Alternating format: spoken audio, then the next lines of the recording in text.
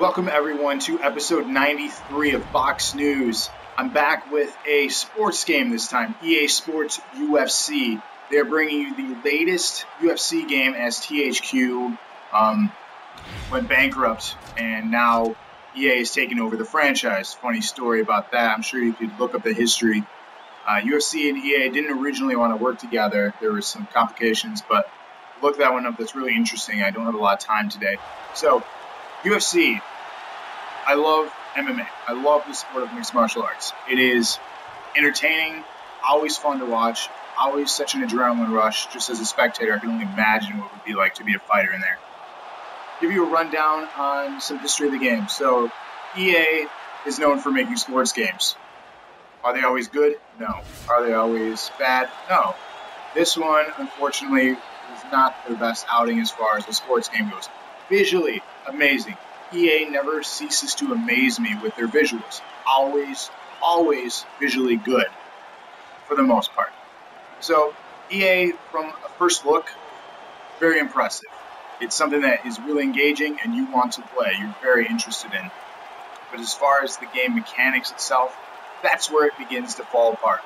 And why I was initially worried with this, because they were the ones that developed Fight Night Champion.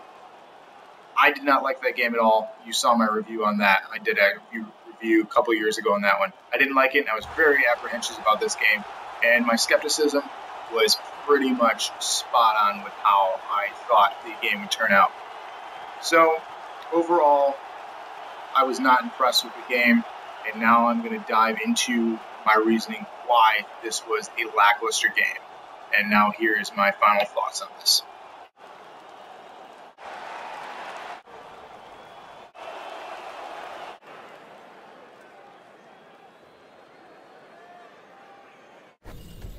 Alright, so I'm going to have to give EA Sports UFC a final grade of 6 out of 10, and my reasons why. Basically, the game can be summed up into 3 separate categories. You have your matchmaking, which is your online stuff, and you just basically fight people online. There isn't much depth as far as season modes go, and franchising, and camps or training or anything like that, so they definitely stepped it back. The other reason is you can do just basic exhibition matches, so play your friends like an arcade fighter, which is fun and all, but it gets boring rather quickly. And with a lackluster roster, you run out of unique matchups. Will they be releasing more, fighters later? Probably. But out of the gate, it's not that big as far as roster goes. You're missing a good chunk of talent, including a recently crowned champion, TJ Dillashaw, who didn't even make the cut of the game. And lastly, you have basic career mode, which allows you to do 3 training sessions and then fight. You don't get to select much other than that. You don't get to choose your fights. The only thing I found unique in that is you progress from the Ultimate Fighter tournament onto your career. And if you take significant damage throughout your career, you then be forced to retire, which is very similar to a real fighter.